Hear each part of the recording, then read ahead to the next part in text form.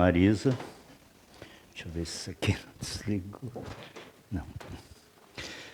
Bom, gente, então, como vocês podem ver, hoje eu estou palestrante para falar desse assunto inteligência ecológica, que eu considero talvez seja o assunto mais importante dos quais, de todos os que eu falei, que eu vim falar aqui.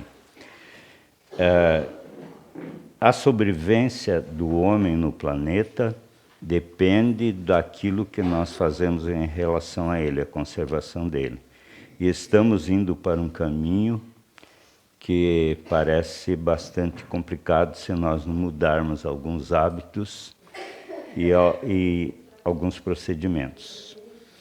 Então, espero que com essa palestra de hoje eu consiga trazer algumas informações que possam ajudar a gente a decidir, a fazer alguma coisa para preservar a nossa casa comum. E para falar sobre a importância da conservação da nossa casa comum, eu vou primeiro fazer considerações sobre algumas pessoas, algumas personalidades que eu considero muito especiais e muito importantes.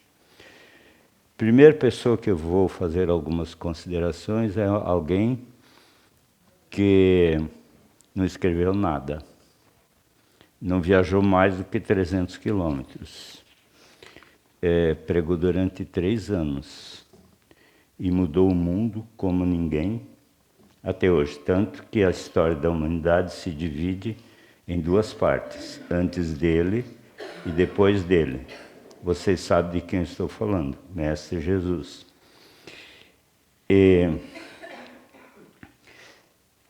Mestre Jesus, ele pregou durante muitas coisas, mas tudo que ele pregou basicamente se resume em 2 valores, que são amor e paz.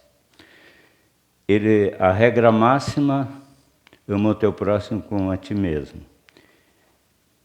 É paz com Deus, paz interior e paz com o outro. Basicamente é isso. Os outros valores, se nós formos sintetizar, se resume nisso. E se nós formos sintetizar num, vai ser a paz. Porque amor pelo próximo, amor a Deus e paz e amor a si mesmo, em última instância é paz. Essa utopia da humanidade, utopia é aquilo que hoje nós não conseguimos realizar, mas não significa que não vamos conseguir realizar depois. Segunda personalidade que eu vou fazer algumas considerações é Papa Francisco. Vocês vejam que nós tivemos 23 João, tivemos 16 Gregório, 12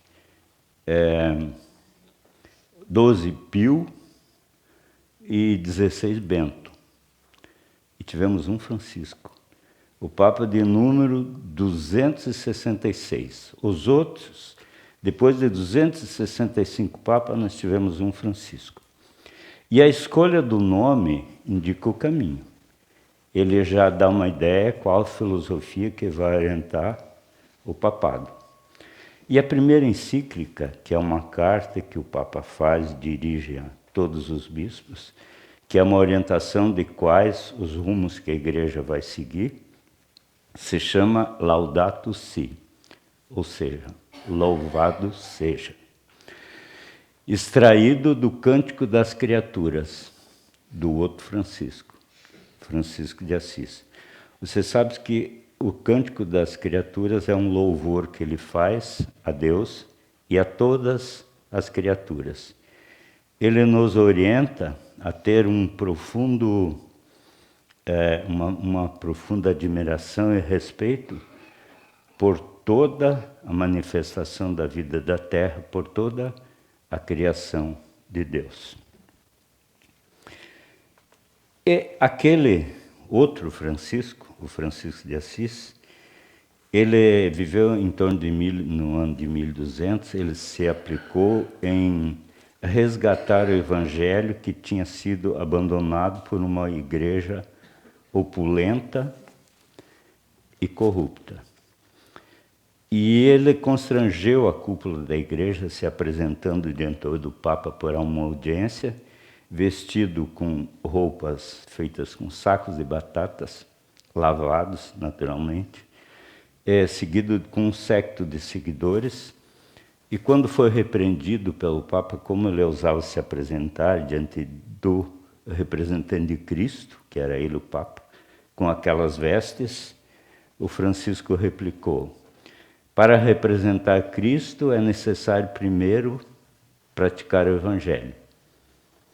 E o Papa Francisco, em uma reunião de cúpula de meio ambiente, há algum tempo atrás, após muitos discursos com frases feitas, palavras pomposas, ele se dirigiu aos líderes, maiores líderes de todas as nações mais ricas do mundo, os chefes de Estado, dizendo assim: vocês não acham que está na hora da gente passar do discurso para a prática?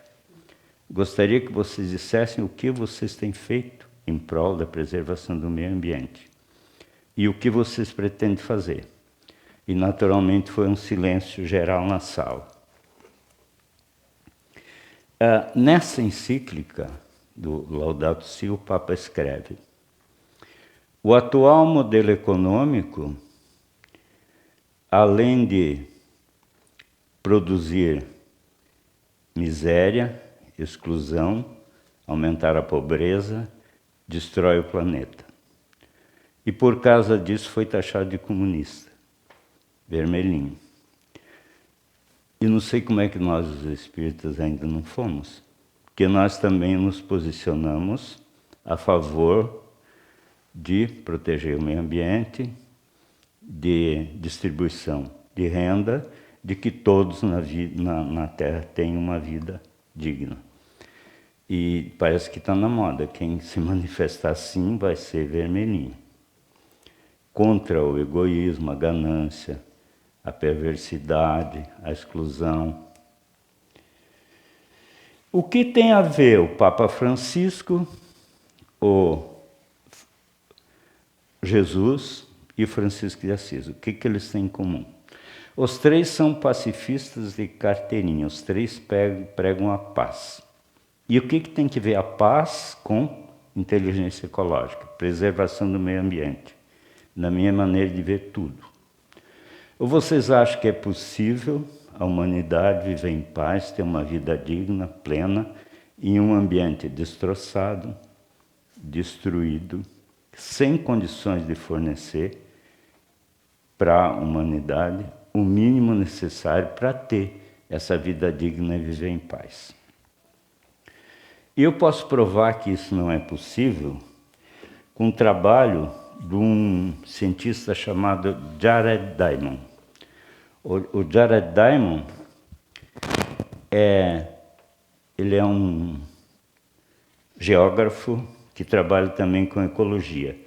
Ele é um escritor renomado, recebeu prêmio nos Estados Unidos, um prêmio chamado Pulitzer, que é um dos maiores prêmios de literatura dos Estados Unidos, com um livro chamado Armas, Vermes e Aço, que é uma descrição de como os povos da antiguidade guerreavam e derrotavam uns os outros e escravizavam. Mas ele ganhou notoriedade foi com outro livro, chamado Colapso. E nesse segundo livro ele estuda como povos prósperos e ricos, de repente, a sociedade se destroça e entra em colapso, que é o nome do livro. E ele estudou os vikings, os maias e os Rapa Nui. Os Rapa Nui são os habitantes de uma ilha chamada Ilha de Páscoa, que ela fica a 3.500 das costas do Chile, a sudoeste, no Oceano Pacífico. E essa população ela viveu há muito tempo. E eles eram prósperos, viviam muito bem, e de repente entraram em colapso e se destruíram se extinguiram em poucas décadas. Então, esse cientista, ele estudou por que esses povos se destruíram. Não dá para a gente comentar o que ele estudou sobre os Vinques, os Maias e os Rapa Nui, mas vamos comentar um pouquinho sobre os Rapa Nui, da Ilha de Páscoa. Eles acreditavam que construindo estátuas de pedra, totens, os ancestrais vinham habitar naqueles totens e cada clã, cada família tinha uma estátua daquelas. Se atribuiu à obra dos extraterrestres a construção e o transporte daquelas estátuas que eram colocadas em locais muito visíveis. Tinha que ser, porque quanto maior a estátua, maior era a importância da família. Só que assim, eu vou passar um videozinho aqui sobre a Ilha de Páscoa, para mostrar para vocês como é que é. Depois nós continuamos daí a conversa. Vamos ver aqui.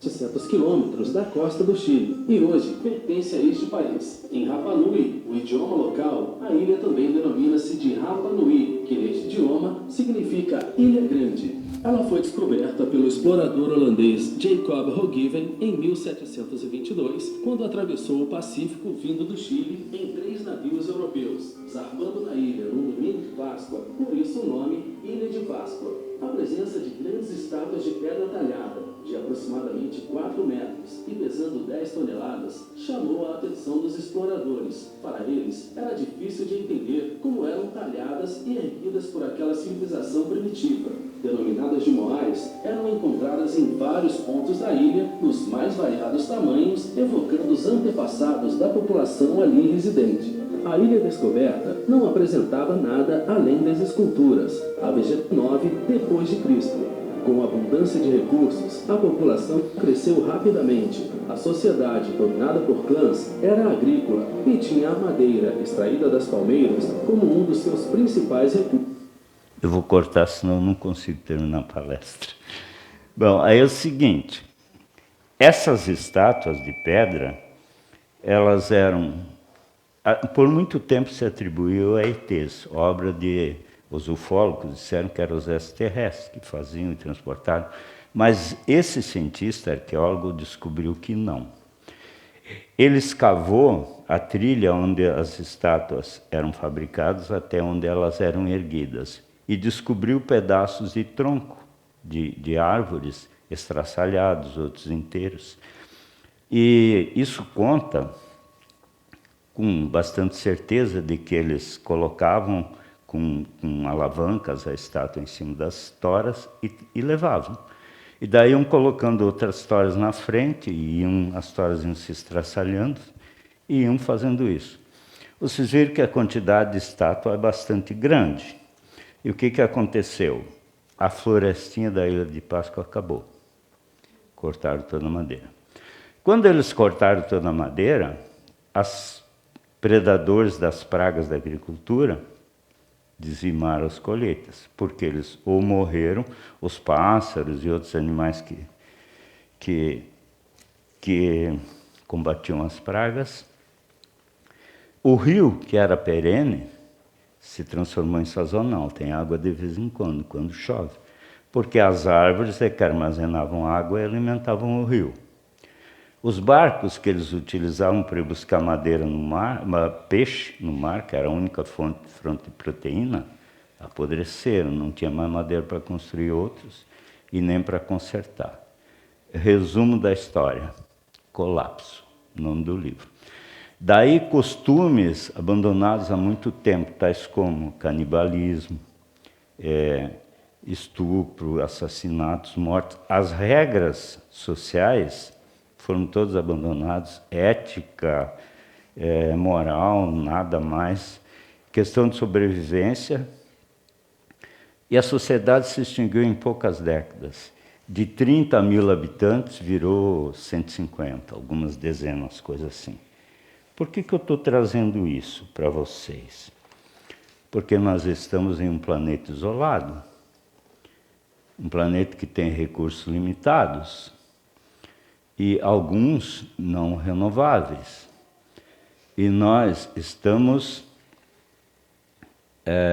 em uma relação com o planeta de um consumo que não é sustentável e que também não é consciente. E nós estamos atrás de lucro, nós queremos dinheiro, dinheiro, dinheiro, e não estamos preocupados em preservar, em conservar o planeta. E nós estamos indo no mesmo caminho. Ah, mas é o seguinte, está devagar, a temperatura sobe 1 grau por mês, um dia bota fogo na floresta, outro dia estoura a barragem de Brumadinho e acaba com o rio, outro dia... E vai indo assim devagarinho, né? Os biólogos dizem que se a gente pegar um sapo e colocar na água quente, quase fervendo, ele dá um salto assim instantâneo e pula longe, meio chamuscado, meio torto, mas se salva, não morre. Mas se nós pegarmos o sapo e colocarmos na água fria, a água da temperatura do corpo dele, e formos aquecendo gradativamente, ele vai se adaptando, se ajustando e morre quentinho e feliz. Nós estamos igualzinho o sapo escaldado. Estamos indo quentinho e feliz. Cada dia acontece uma coisa. Bom, isso não é para alarmar ninguém, mas a continuar nessa caminhada, os ecologistas dizem que o colapso ocorrerá em 50 anos. Igualzinho a Ilha de Páscoa lá. Alguém de vocês poderia, ou vocês todos poderiam mostrar onde é que está a natureza? Mostrar com a mão onde é que está a natureza. Pode mostrar. Nas mãos. Onde mais? Tá, tudo bem. Quase todo lugar onde a gente faz essa pergunta, a pessoa mostra, está lá, está lá, está lá. Ninguém diz, está aqui. Ou seja, a natureza está fora e eu estou aqui. Ilusão do separatismo. Se eu sou separado da natureza, eu posso ter uma relação da natureza como predador e não em comunhão. A minha relação com a natureza é de conquistar, é de extrair. Culturalmente, nós temos essa relação com a natureza. Mas essa é uma ilusão, não é verdade. Nós somos natureza também, e tudo está ligado a tudo. Nós nos salvamos juntos, ou perecemos junto com a natureza que nós estamos destruindo. Então, parece o seguinte, se nós consumirmos, o planeta se acaba, porque nós somos obrigados a consumir, né? Se nós não consumimos, nós também nos acabamos. Então, se ficar, o bicho pega, e se correr, não. Como é que é? Se ficar, o bicho come. Mas se juntar, o bicho foge. Então, temos uma terceira alternativa. É preciso que as pessoas conscientes, que têm essa consciência dessa situação que está, se juntem e façam alguma coisa. E despertem de que não... Esse colapso que é previsto não é uma determinação impossível de ser detida, pode ser detida. E como é que nós fazemos isso? Consumo consciente. O que é consumo consciente? Existem empresas que são éticas e outras não. Existem produtos que chegam até nós, que são produzidos por empresas que respeitam os seus empregados, que retiram da natureza somente os recursos necessários para a produção, que tratam direitinho os seus resíduos para não sujar o planeta. Quando nós compramos produtos, nós ajudamos a empresa que produzir, porque nós damos nosso dinheiro para ela, ela tem lucro. Se nós escolhermos para consumir de empresas éticas, que produzem com ética, o que é ética? Ética, no fundo, é respeito. Assim, na convivência social, por exemplo, o meu direito termina onde começa o teu. Então, um respeitando o outro é uma convivência ética. A empresa respeitando o consumidor, respeitando o meio ambiente, é uma empresa ética. Então, se nós comprarmos, dermos preferência para empresas éticas, que não é difícil, nós ajudamos as éticas a se manter, as que não são, ou entrar no esquema, ou se extinguir. Às vezes, muitas coisas são produzidas próximos da nossa casa, e com bastante qualidade. Nossa, nós conhecemos bastante gente que produz e oferece assim, coisas produzidas de maneira ética. Consumo consciente, então, seria isso. Consumo consciente é uma vida simples. E simples não significa carência, miséria. Significa consumir o necessário, não esbanjar, não jogar fora, não desperdiçar. Cada produto que chega até a nossa casa, ela traz junto um pedacinho da natureza. Matéria-prima, energia e água. E nós precisamos ter essa consciência para saber que desperdício é a destruição do planeta desnecessariamente. Consumo sustentável. O que é consumo sustentável? É não retirar do planeta mais do que aquilo que ele pode dar, sem retirar só o que o planeta pode repor. Bem, algumas ideias, então, práticas, já que alguma coisa prática tem que ter, né? Que nós podemos fazer na nossa casa para termos um consumo sustentável e um consumo consciente. Separar o lixo. Fácil. Papel, lixo orgânico, que é uma preciosidade, pode ser transformado em adubo e produzir plantas, hortaliças. Lixo eletrônicos, que não pode misturar, e lixo tóxico. Papelão também pode ser separado, porque o papelão pode ser reciclado e voltar a ser papelão, e evita que derrube uma árvore para produzir papel. Não acumular bens, colecionar. Eu tenho 200 sapatos, eu tenho 40 bolsas, eu tenho não sei o quê. Meu Deus do céu! Que falta de consciência. Cada produto daquilo ali tem um pedacinho da natureza que veio ali e não está servindo para nada. A não ser para satisfazer a vaidade, o orgulho da pessoa que está com aquilo ali. Uma fraqueza dela, né? Não usar a loja como farmácia. Eu estou deprimido, estou cansado, então eu mereço 1 minuto de Marisa. Não tem aquela propaganda? Daí vai lá e compra à vontade, daí passa aquela tristeza, meia hora, depois volta tudo de novo. Então, a loja não é farmácia, não é para isso. Comprar o necessário. Compartilhar, doar o que não usa. Isso quase todo mundo faz, né? Então tem lá um monte de coisa que não usa mais, não serve mais para mim. Então, vai servir para um outro, doa. Reciclar.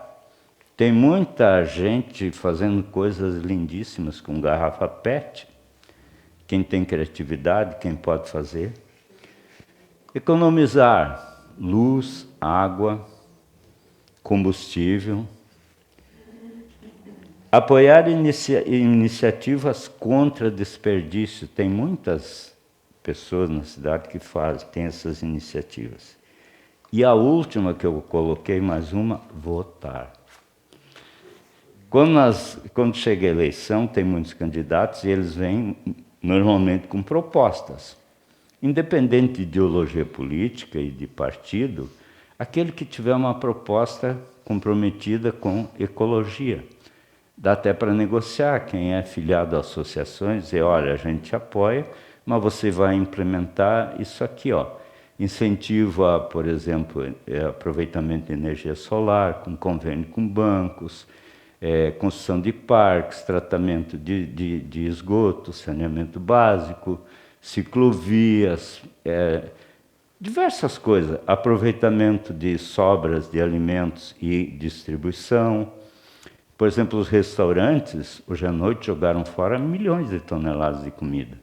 E tem milhares de pessoas passando fome. O problema não é de falta de comida no planeta, é falta de distribuição daquilo que está sobrando chegar naquilo que está precisando. Essas iniciativas assim eles podem fazer. Para um sozinho é difícil, mas para a autoridade não é difícil. Vamos ver como é que eu estou, ainda estou longe. Bom, o Gandhi, ele diz assim: o planeta Terra tem condições de satisfazer todas as necessidades da humanidade, mas não a ganância dos homens. E para convencer os demais é preciso que a gente seja a gente mesmo, a mensagem que a gente quer levar, a mudança que a gente quer criar. Não adianta convencer os outros com palavras, nós temos que primeiro começar a agir. Ontem teve na ONU, segunda-feira, teve um encontro dos países, dos dirigentes dos maiores países do mundo, países ricos, e nesse encontro o Brasil não participou porque foi impedido, alegaram que só chefes de Estado podiam falar, mas diversos não chefes de Estado falaram, então ficou meio confuso. Por alguma outra razão, o Brasil não foi deixado participar.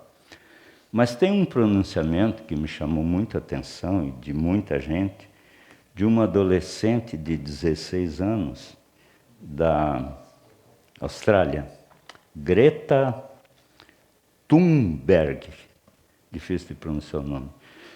E ela fez um discurso diante dos maiores líderes de todas as nações do mundo e constrangeu a todos. Deu um pito, uma carraspana, pela maneira que eles estão tratando o caso do meio ambiente. E eu vou mostrar para vocês o discurso dela e vou tentar traduzir. E vou tentar ler porque é em inglês, ela fala, mas tem legenda, mas não está fácil de ler. Deixa eu ver se está aqui.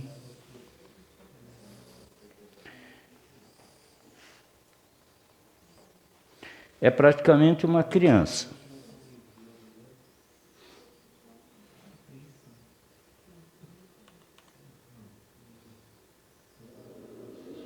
This is all wrong.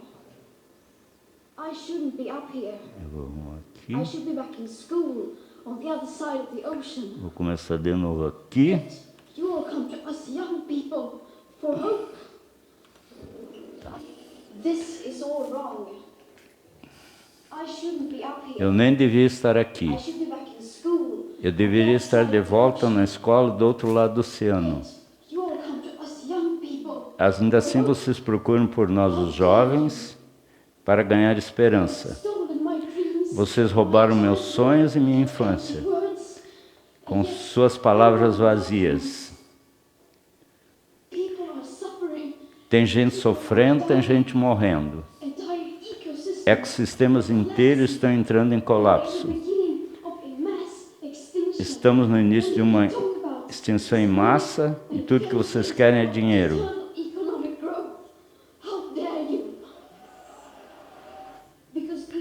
Porque se você realmente tivesse entendido a situação e ainda assim falhado em agir, vocês seriam maus. E eu me recuso a acreditar nisso.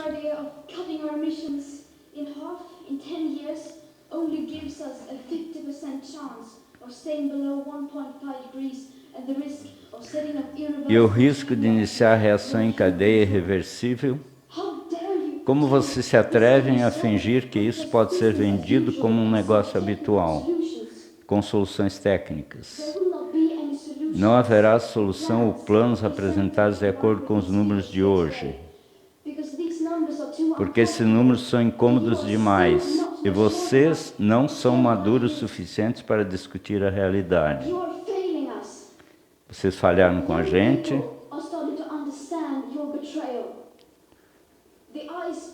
Os olhos de todas as gerações futuras estão sobre vocês.